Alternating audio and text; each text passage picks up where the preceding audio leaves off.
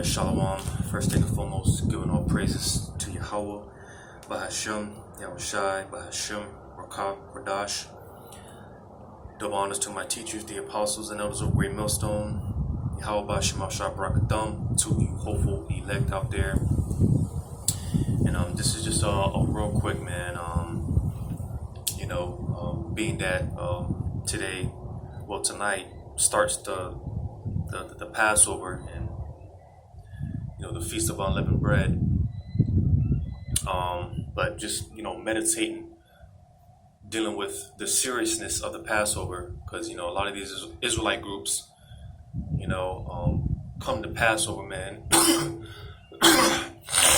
They treat this as the Apostle Tahar often says, man, it's not a lamb dinner. This is not a party fest. Come time to Passover, man. Again, it's a very serious thing. Which when you go into the time of the Passover, it's referred to as a solemn assembly. Again, serious. Just also meditating on how, which I'm going to read the account here in Exodus, the 12th chapter. I'm going to start at verse 1 now. You want to get more in depth, you can read the whole chapter dealing with the ceremony of the Passover and whatnot. But just for the sake of time, I'm going to jump around because I want to make a point dealing with the Passover. But before I get ahead of myself, I'm going to go ahead and start reading in Exodus chapter 12. I'm gonna start at verse 1. It says, "And the Lord spake unto Moses and Aaron in the land of Egypt, saying, This month shall be unto you the beginning of months, but it shall be the first month of the year to you." All right, because contrary to what's taught in this society, the real so-called New Year doesn't start in the dead of winter, in the middle of winter. The real New Year starts, during the time of the spring. All right, where everything is fresh, everything is blossoming, blooming, springing forth. All right, but that's another breakdown for another day. But it says, "Speak ye unto all the congregation of Israel, saying, In the 10th day of this month they shall take to them every man a lamb, according to the house of their fathers, a lamb for an house. And if the household be too little for the lamb, let him and his neighbor next unto him, unto his house, take it according to the number of the souls. Every man according to his eating shall make your count for the lamb. Your lamb shall be without blemish, a male of the first year. Ye shall take it out from the sheep or from the goats, and ye shall keep it until the 14th day of the same month, and the whole assembly of the congregation of Israel shall kill it in the evening." All right, because when it comes to the killing of the Passover, all right, and it comes to the actual eating of the lamb and the unleavened bread and the bitter herbs, all right, of course, we ought to prepare these things before the evening, have these things prepared before the sun goes down. All right, before the official start of the Passover, try to have it already prepared and whatnot. All right, because it is a Sabbath.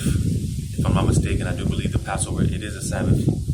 All right, so the rules apply, when it comes to the Sabbath, observing the Sabbath.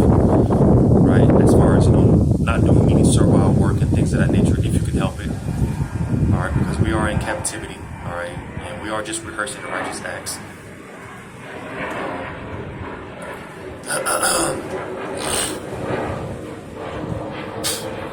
But it says, verse 7, "And they shall take of the blood and strike it on the two side posts and on the upper doorpost of the house, wherein they shall eat it." All right. Now, like I said, this is one of the things I was meditating on concerning the Passover.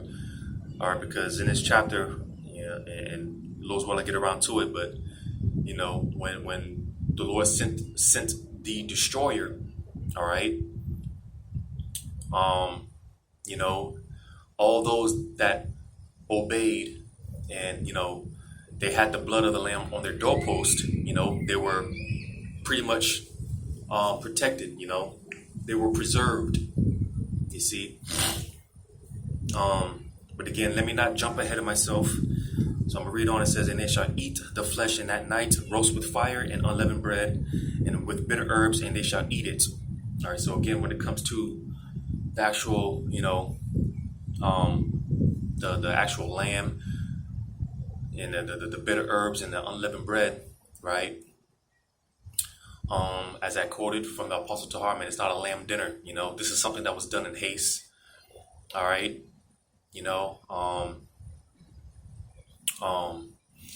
And when it comes to the lamb, all right, you're not supposed to season it or anything like that. You're supposed to roast it with fire. Bake it in the oven or something along those nature. But like I said, this is supposed to be some lavish dinner. All right, you sit down with the family and singing kumbayas. No, I mean, like I said, when you eat the lamb, like I said, don't season it.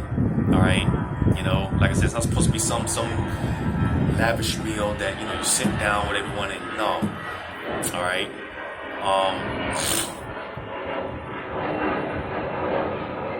What was that? Verse 9. It says, "Eat not of it raw, nor sodden at all with water." So you're not supposed to boil it. It says, "But roast it with fire, his head and his legs, and with the purtenance thereof, and ye shall let nothing of it remain until the morning. And that which remaineth of it until the morning, you shall burn with fire." So whatever you don't consume, whatever you don't eat, it's not supposed to be left overnight. All right, you're not supposed to save it. All right, for the next day, whatever you don't eat, you're supposed to just discard it. You're supposed to throw it out if you can. It says, "And thus shall ye eat it with your loins girded, your shoes on your feet, and your staff in your hand, and ye shall eat it in haste. It is the Lord's Passover." So, like I said, this isn't some lamb dinner you're supposed to sit down and enjoy. No, all right. If anything, as I said, you're supposed to eat it in haste. The short time that I've been keeping the Passover, the short time I've been observing the Passover, just me, what I like to do is, I'll eat standing up. I'll put it like this. You're trying to eat breakfast, right? But you're running late, right? You're running late for work, right? You already have your clothes on, your work uniform on and whatnot, all right? You're trying to, gobble down the breakfast so, you make it out the door in time. Well, that's kind of how we're supposed to approach this, right? Like I said, me personally, I'll have, some clothes on, I'll have my shoes on, as if I'm running late for work and I gotta go. So, that's kind of how we're supposed to approach it, right? That's what it said here, verse 11. It said, "And thus shall ye eat it with your loins girded, your shoes on your feet, and your staff in your hand. And ye shall eat it in haste. It is the Lord's Passover." So eat it like, you're running late for something. You're running late for work, or you're running late for the bus, and you gotta, hurry up and get these last gobble downs, and whatnot. It says, "For I will pass through the land of Egypt this night. I will smite all the firstborn in the land of Egypt, both man and beast, and against the gods, all the gods of Egypt, I will execute judgment. I am the Lord." You see, because again, this is a very serious event, and come to Passover, before, during, and after the Passover, man, it's a very heavy time. A lot of things take place, during this time of the Passover, and we're hoping to, Lord's will, be exempt from judgment. We're hoping that when the Lord, executes judgment, that judgment is going to pass right over us.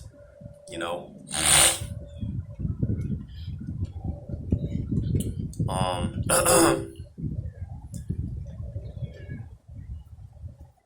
so verse 13, it said, and the blood shall be to you for a token upon the houses where ye are. And when I see the blood, I will pass over you, and the plague shall not be upon you to destroy you when I smite the land of Egypt. And as it tells you in 2nd Ezra, the 15th chapter, going into how, as we should know, America is called spiritual Egypt. All right. And as it tells you in 2nd Ezra, the 15th chapter, how the Lord is going to bring again the plagues of Egypt. All right. He's going to hit this place again with plagues. All right. Because judgment, we're coming into the time of judgment. All right. And again, we're seeking, hoping, and praying that, when the Lord brings judgment, that it's going to pass over us. Again, we're going to be preserved, the Lord's will. That's our hope. Because again, a lot of these Israelite groups, they take the Passover as a festival type thing, and really come to Passover, we should be, kind of nervous, But this is a time a lot of things take place. A lot of Israelites fall off. They fall out the truth, right? The scriptures go into sifting, right? Sifting season, man. So this isn't something to be taken lightly, and this isn't something to be taken like a festival type thing, man. It's a very serious event, a very serious thing, man. Again, we're hoping that when judgment comes, it's going to pass over us, man. We're going to be protected. We're going to be preserved, because going into the whole thing with the blood covering your doorposts, well, pretty much everything is in a spiritual sense now, and in this sense, all right, the blood, covering our doorposts, being, our us, pretty much, our mind, because we are the temple and whatnot, so again, because matter of fact,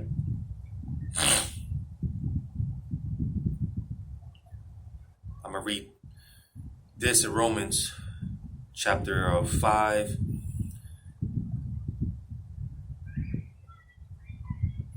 Romans chapter 5. I'll start at verse 9. It says, much more then, being now justified by his blood, we shall be saved from wrath through him. You see, because, being that, Yahushua shed his blood for us. All right. Again, because only the blood of Yahushua is only going to cover the elect. Come this wrath, man, come the wrath of Yahushua, only the elect are going to be covered by the blood of Yahushua. You see, 2/3, they're not going to be covered by the blood. All right, so this is why, the Lord's going to require their own blood. All right. And that's a very fearful and dreadful thing, man. So like I said, when it comes to the sprinkling of the blood on the doorposts, all right, back then it was a physical sense, but now being it's in a spiritual sense, right? We're hoping that we're covered by that blood, man. We're protected, all right. When the Lord sends the destroyer, man, just like He did, during this time, going back to Exodus the 12th chapter. Exodus 12th chapter, verse 13 again, it says, and the blood shall be to you for a token upon the houses where ye are. And when I see the blood, I will pass over you, and the plague shall not be upon you to destroy you when I smite the land of Egypt. All right. So all those that aren't covered by the blood, and in this sense, Yahushua, his blood, all those that aren't covered by Yahushua's blood, man, you're going to get caught out there, man. So I'm going to jump on down.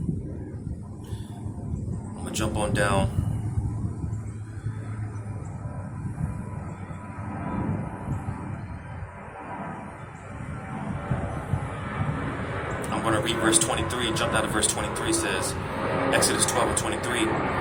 It says, for the Lord will pass through to smite the Egyptians. And when he seeth the blood upon the lintel and on the 2 side posts, the Lord will pass over the door, and will not suffer the destroyer to come in unto your houses to smite you. So you see, the destroyer, all right.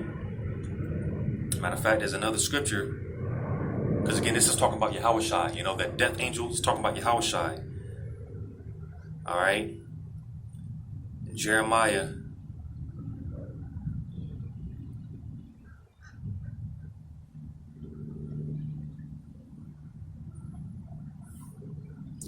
chapter 4.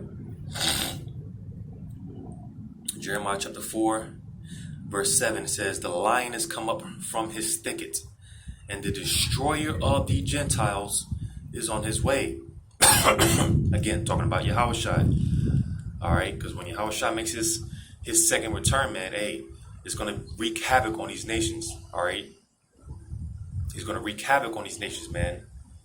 You know, because that's what, this is what's playing out right now. The Lord is gearing all these nations up towards World War III, all right, so that they can receive their judgment, all right, which includes 2/3 of you Israelites, man, you so-called blacks, Hispanics, Native American Indians, man, all right, because a lot of you, some of you 2/3, man, you're going to get shipped over there to that war, and you're going to partake in that judgment, but it's mainly for the nations, the heathens. Gather them over there in the Valley of Jehoshaphat. All right, they're going to fight each other. And then when Yahushua cracks them clouds, they're going to stop fighting each other and they're going to try to fight Yahushua. And that's, again, the Lord is going to wreak havoc. All right. But nevertheless, this is that destroyer of the Gentiles. It's talking about Yahushua. He was that death angel that swept through the land of Egypt. All right, that I'm reading about in Exodus 12th chapter. But it says, he is gone forth from his place to make the land desolate, and thy city shall be laid waste without inhabitant. You see? So, the point being that the destroyer of the Gentiles is on his way. All right, talking about Yahushua. All right. So you see, man, again, all those that aren't covered by the blood of Yahushua, man. All right. You're not going to be covered, man. You're not going to make it. You see? So going back to Exodus 12 and 23 again, for the Lord will pass through to smite the Egyptians, and when he seeth the blood upon the lintel, and on the 2 side posts, the Lord will pass over the door, and will not suffer the destroyer to come in unto your houses to smite you. All right. So all those that aren't found, with that covering, man. Again, you're not going to make it. All right, you're not going to make it, man. I'm gonna jump down some more.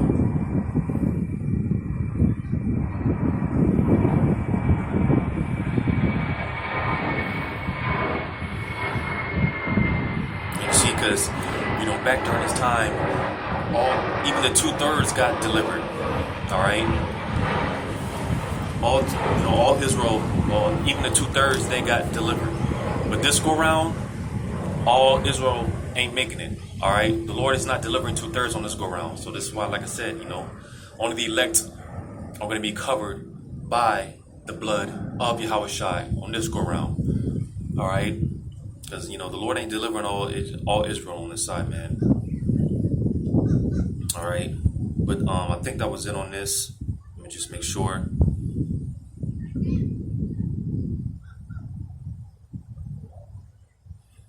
So, yeah, that was pretty much it on that, man. Going into, again, those that were covered by the blood, all right, destruction passed over them, all right, and they were preserved. They were all right. They were safe. You see, and that's what we're hoping. All right, come this time of judgment, as we're coming into the time of judgment, that judgment is going to pass over us. You see, before I get that, I'm gonna get this in Wisdom of Solomon, because ultimately, the ultimate destruction is going to come by way of those ICBM missiles. All right. You see, and as the scriptures say, the righteous scarcely making it, the righteous scarcely being saved. All right. When Yahushua makes his grand entrance, man, when he makes his second return, because again, this is going to take place in the midst of World War III. Like I said, the nations are going to fight each other. When Yahushua cracks some clouds, man, that's when those missiles are going to get shot forth. All right. You see, in the nations, they're going to stop fighting each other, and they're going to try to fight Yahushua. There's going to be one big simultaneous event. All right, all these things are going to be taking place at the same time. All right, it's going to be a lot of noise, trumpets blowing. All right, you see, and when this takes place, ultimately, the ultimate form of, being passed over to judgment. All right, because as those missiles get shot forth, those missiles are going to be coming down. They're going to go up, All right, they're gonna get to a point, and then they're gonna, make its way back down. They're gonna reach into the atmosphere, into the heavens, and they're gonna start to make its way back to earth. All right, and as this is taking place, all right, this is when the elect are gonna get saved.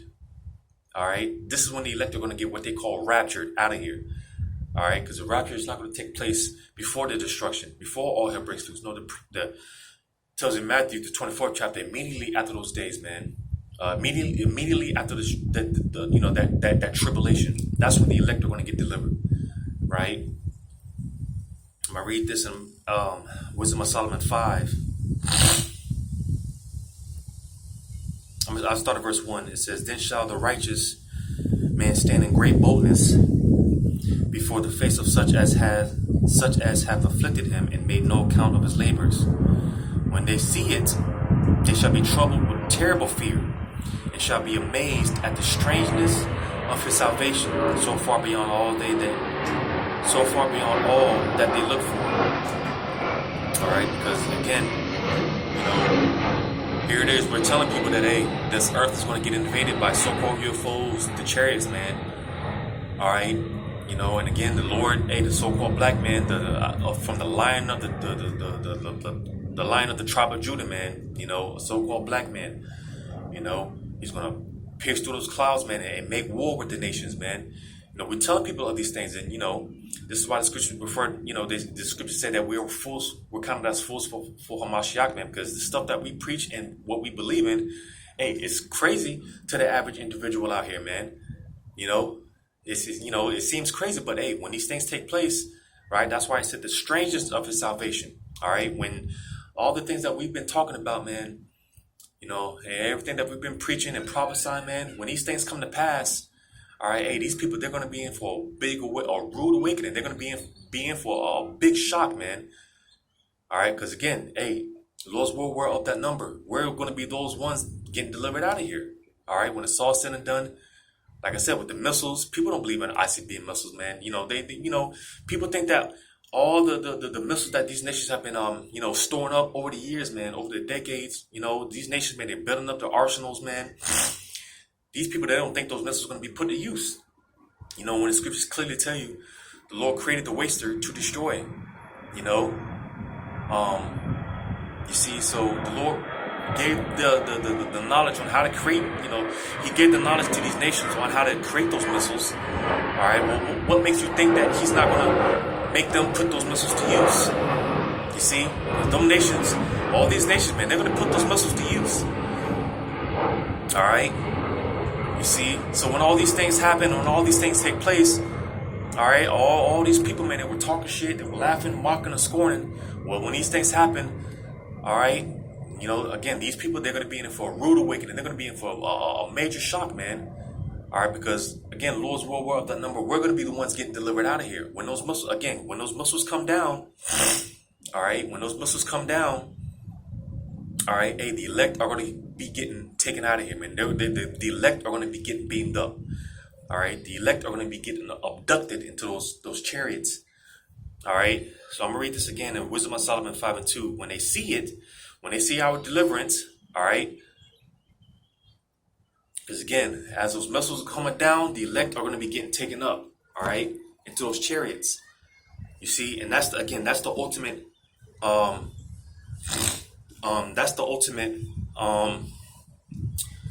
like I said, destruction that, we're hoping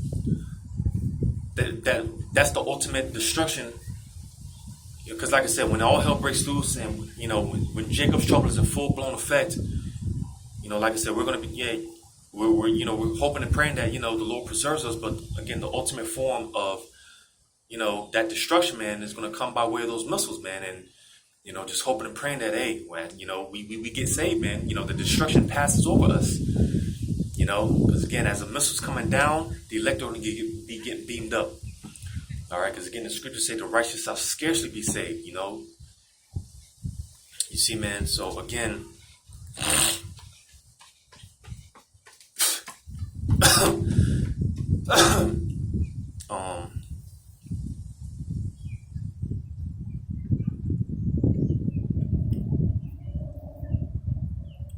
Wisdom of Solomon chapter 5.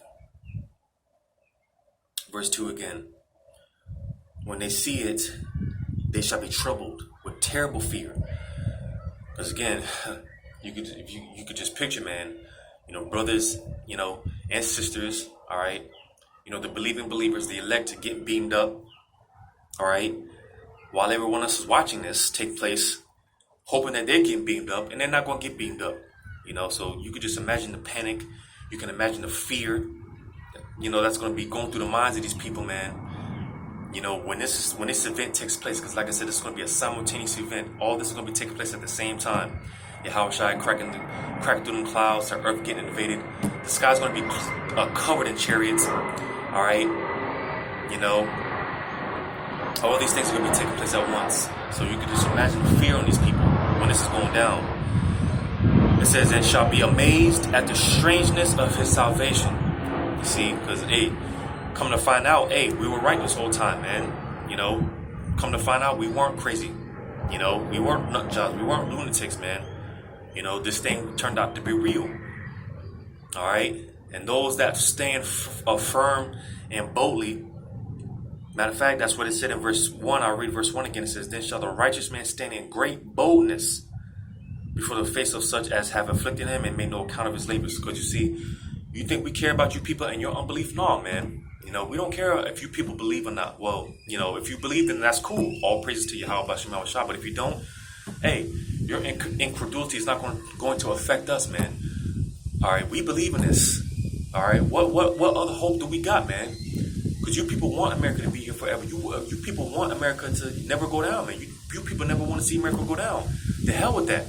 I just did the video the other day, man. The hell with this place, man. You want to see this place go down. There's no hope for America. There's no hope for Babylon, man. If this is it, then listen, man, we're done. And call Allah Yahweh Shem Shah. This is not it, man. This is not it. So, again, we stand boldly, man. We stand firm in this. This is all we got. There's nothing else. You see, and again, those that have that attitude, those are going to be the ones to get delivered out of here, man. Those are going to be the ones to literally pass over the destruction. Again, the ultimate form of that destruction is going to be those missiles, man.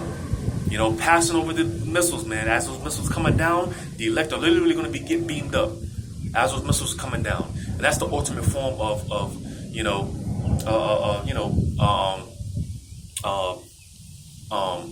destruction passing over us, man. That's what ultimately what we look forward to. Because 2/3, a lot of you're gonna have a lot of you're gonna have people dying during Jacob's trouble, man.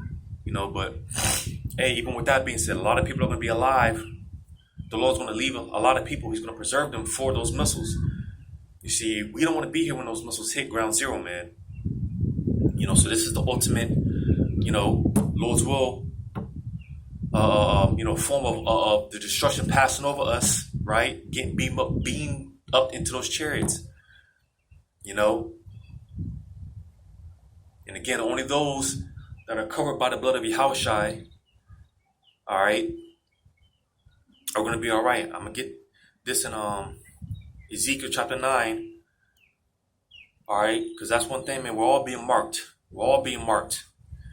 Ezekiel chapter 9 and 4 says, "And the Lord said unto him, Go through the midst of the city." Matter of fact, let me get this real quick.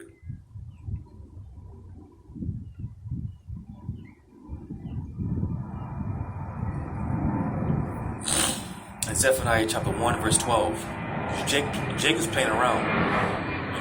You got groups saying there's not going to be Jacob's trouble. Like I said, Israelite groups taking the Passover for, like it's some party event, Zephaniah 1 and 12, it says, "And it shall come to pass at that time that I will search Jerusalem with candles." And Jerusalem is a people before it's a place. So, listen, the Lord is watching, man. He's seeking, or he's looking. The Lord is looking. And we're all being marked, man. It says, "And punish the men that are settled on their lees, that say in their heart, the Lord will not do good, neither will he do evil." So again, Jake is all, lackadaisical and whatnot, man. Jake is, again, taking this thing for a joke, man. But we're all being marked. All right. we're all being marked, man. And again, these Jakes, settled on their leaves, man. They're saying there's not going to be a Jacob's trouble, right? These so-called leaders in Israel, man, they're not preparing their congregations for what's getting ready to happen, So going back to Ezekiel 9:4, it says, and the Lord said unto him, go through the midst of the city, through the midst of Jerusalem. All right, as I read in Zephaniah 1:12, man, searching Jerusalem with candles, man. It says, and set a mark upon the foreheads of the men that sigh and that cry for all the abominations that be done in the midst thereof. So you see, all right, to the hopeful elect, those of us, listen, man, we're Lord's will be of that number. The blood of Yahushua is going to cover us, and again, we're going to be preserved through Jacob's trouble, and ultimately, when those missiles come, Lord's will, we're going to pass over that destruction. The destruction is going to pass over us, and we're going to be all right, man. Lord's will. So I'm going to go ahead and end it off there, man. Like I said, just, meditating, dealing with the Passover, man. The seriousness of this, man. It's not a game, man. It's, nothing to be played with. This is deadly serious, and I might have to, just, for the sake of time, and I might have to, come back with another part to this.